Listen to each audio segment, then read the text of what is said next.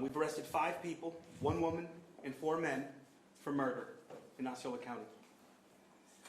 On October 11th, we responded to a home in St. Cloud. When we arrived, a woman told us that she came home and found her boyfriend, Alexis Vargas Algarin, in a pool of blood inside their home. Here's what the scene looked like. The victim had been shot 4 times. 1 shot was in the face. The exterior door frame and the handle to the mobile home was broken. There was a sledgehammer inside the door that the victim's girlfriend said she had never seen before. That was the scene. That was it. There was no technology to help us find the killer, no cameras on the property, and no cell phone information. The land where the trailer sits is a large piece of property. There's no close neighbors in the immediate vicinity. No one saw anything, and no one heard anything. It's made it a little bit difficult for us as we started this investigation. What we did have was a fingerprint. This entire case was solved because of 1 fingerprint found. Our forensic team located a fingerprint on the front passenger door of the victim's car. Remember, the crime was committed inside the mobile home, not outside, and not by the car. This print could have been from a friend. It could have been from someone walking by his car. It was a random fingerprint that meant nothing and proved absolutely nothing. But our detectives, our forensic units, they processed that scene in such a professional manner that they took anything they can get that day that would hopefully lead them to the people that were responsible in this case. Sure enough, the fingerprint identified what we know now to be Carlos Luis Lopez Bayona, the actual killer.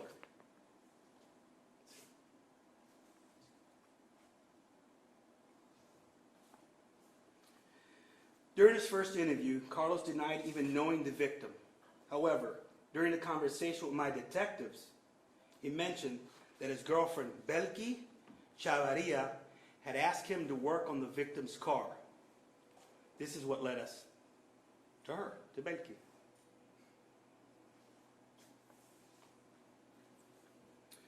When she was brought in for the interview, she was actually really nervous. She said she knew the victim and was friends with him. She said she knew about his murder, but she wanted a deal. She didn't get a deal because we don't deal with terrorists, murders, killers, rapists. We don't do that. We're talking about somebody's life that was taken. She did get interviewed a couple more times.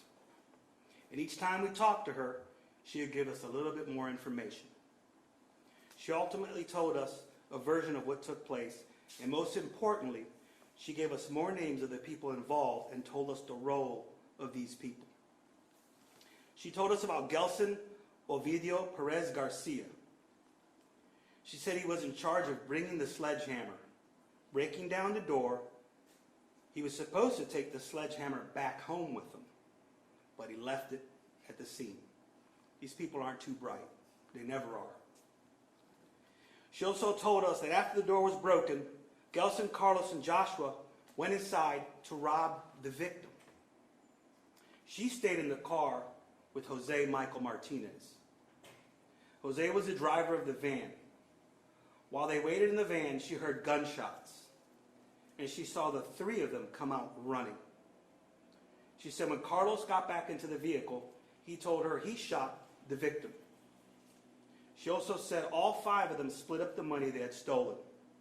Could be in the approximate of $700. We don't know what's true or what's not true with these people. After we spoke with her, we spoke to Joshua Valle Martinez. He said everyone knew the plan was to rob Alexis. He also said Gelson used a sledgehammer to force their way into the home, and he went inside with Carlos and Gelson. He told us that when he was in the trailer, Carlos told the victim to get on his knees, and then shot him 4 times. We then re-interviewed Carlos, the murderer. This time he gave a full confession to the killing. He admitted to shooting Alexis once in the face and 3 additional times. He said he believed Alexis was ultimately going to kill him, so he had to kill him first.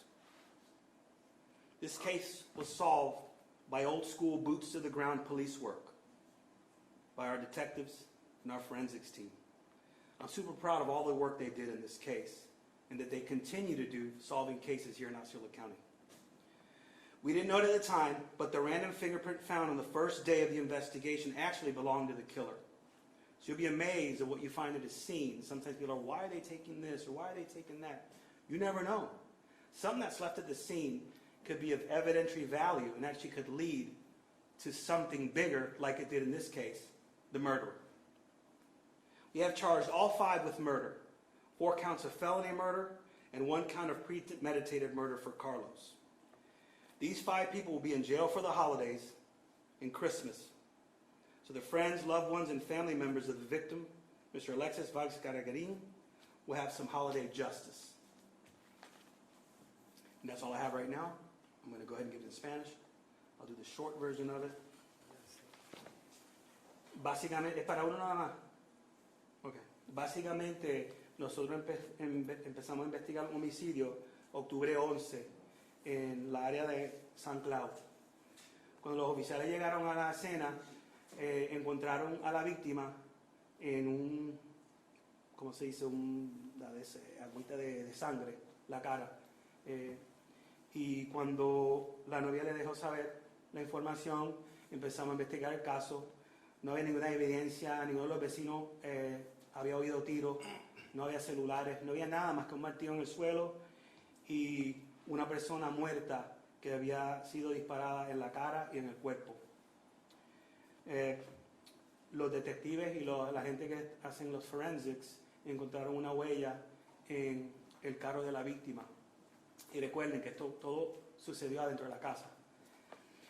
Cuando la huella regresó, el resultado era que era este individuo aquí, Carlos Luis López Bayona, era de él. Cuando lo entrevistaron, porque él dijo que él había trabajado en el carro de la víctima, que la novia se lo había presentado, que es Belki, la que está aquí. Ella primero quería hablar y quería que le hagan un arreglo con ella si hablaba, pero nosotros le dijimos que no, queremos la verdad en este caso. Y ella empezó a hablar y nos explicó cómo sucedió. Ellos llegaron ahí a robar a la víctima. Uno rompió la puerta con el martillo y lo dejó en la escena. El otro era el que guiaba el carro. Ella se quedó en el carro y que Carlos le había dicho que él es el que había disparado a la víctima. Poco a poco, un buen trabajo por los detectives y los oficiales envueltos. Este caso fue un poquito difícil porque la tecnología, o sea, los celulares están apagados. No tenemos nada para tratar de encontrar algo más. No hay video, no hay nada para ver quién había cometido este delito. Además de una huella digital que se quedó en el carro y era porque el que lo mató había trabajado en el carro de él un tiempo atrás. Para que la gente vea que a veces esas cosas que uno no piensa que van a ser de evidencia surgieron en este caso, resolver el caso y arrestar a 5 gente por el asesino de la víctima.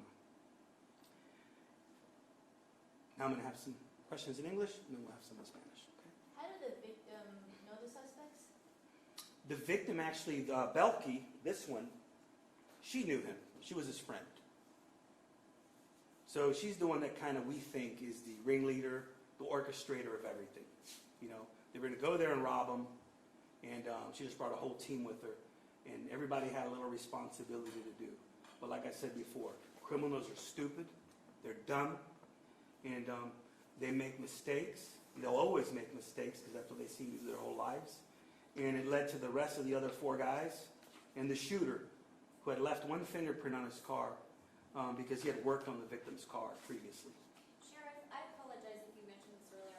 I was trying to take notes while all of this is unfolding. And do they know why they specifically targeted the victim? I mean, $700 for his life, that doesn't really seem... And life is... I agree, but you know what? People rob people for different reasons. You know, if you look at these pictures of these individuals, they all look like drug addicts. You know, I'm almost sure that the main motive is robbery and money, but you know, the way they split it up, $700, if that's what the money was, it could have been less amongst these people, because they probably have just heroin addicts, drug addicts, and they don't care who they hurt, who they kill, to hit their fix. It sounds like they obviously planned this robbery. What does their criminal history look like? They all had a little bit of history, you know. I don't have the details of that right now, but these guys aren't rookies. It's not their first times around the block, you know. It's just drugs, you know. It's bad. It destroys families and destroys people. Are they all from here?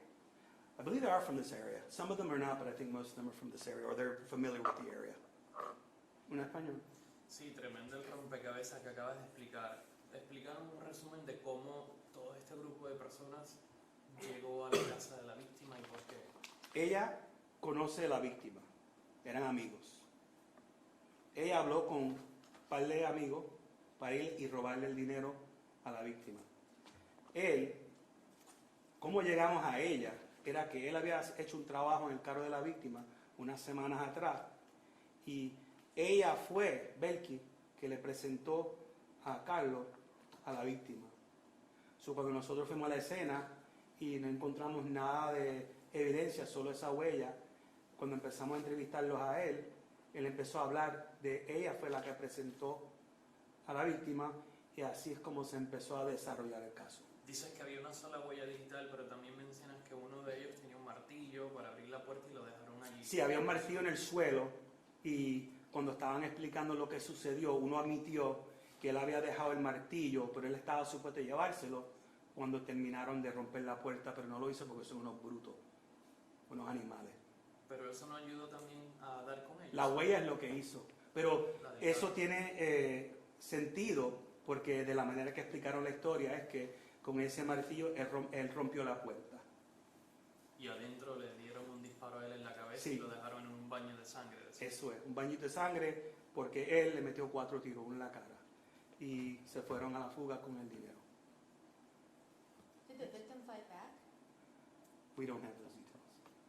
They told him at one point to get on his knees and, you know, maybe he was cooperating, maybe he wasn't, we don't know. You know, they know, but we do have a confession from this guy. That's what's important. One more? This was October 11th. Was it overnight or was it broad daylight? I'm sorry? When this happened, was it overnight? I believe it was in the early morning hours and when it actually initially occurred, but then the girlfriend, she came home to check on him and that's when she found him on the floor, deceased. My last question for you. I mean, this is a group planned robbery and murder. How often does that happen? I mean, we haven't heard of that recently. You know, I'm not going to say this is common or uncommon. You'll always be surprised on who knows what. But you know, if most of these people aren't too bright and they're afraid to do these things a lot of times by themselves, and they think, hey, maybe I get some more people involved. You know, we can get away with this. Our stories, you know, we keep our stories straight. They put these little fantasies inside their little banana brains, and they go out and do it, and then eventually, you know, somebody's going to talk, somebody's going to want to walk, or somebody's going to want this for that. And it doesn't work like that in the real world, especially here in Osceola County. You commit murder, you know, we're going to put these cases together for prosecution. And we actually work with the state on this case, so they are aware that it is coming. And now it's going to be their job to make sure these guys get a lengthy, healthy jail sentence for what they did. Did you get a chance to speak to the victim's family at all? I haven't spoken to them at all yet. But now that we've effected all the arrests, we're always going to be in touch with the victims' families. That's part of our protocol. But we might reach out and let them know that for the holidays now. And Dan, you can correct me if I'm wrong. I think they are aware that all 5 have been arrested. Yes, they have been. Okay. Do you know, is he a dad or a granddad or, do you know? If he's a A what? father? I'm not sure if he had any family. I think he was not that old of a man. ¿Todos tienen cargos por homicidio? Igual. See, Okay. When you told the family, how did they react? it'll probably be the lead detective does that, probably talks to them. You know, we just don't have those details right now. But I'm sure they're relieved and happy that, you know, we found out.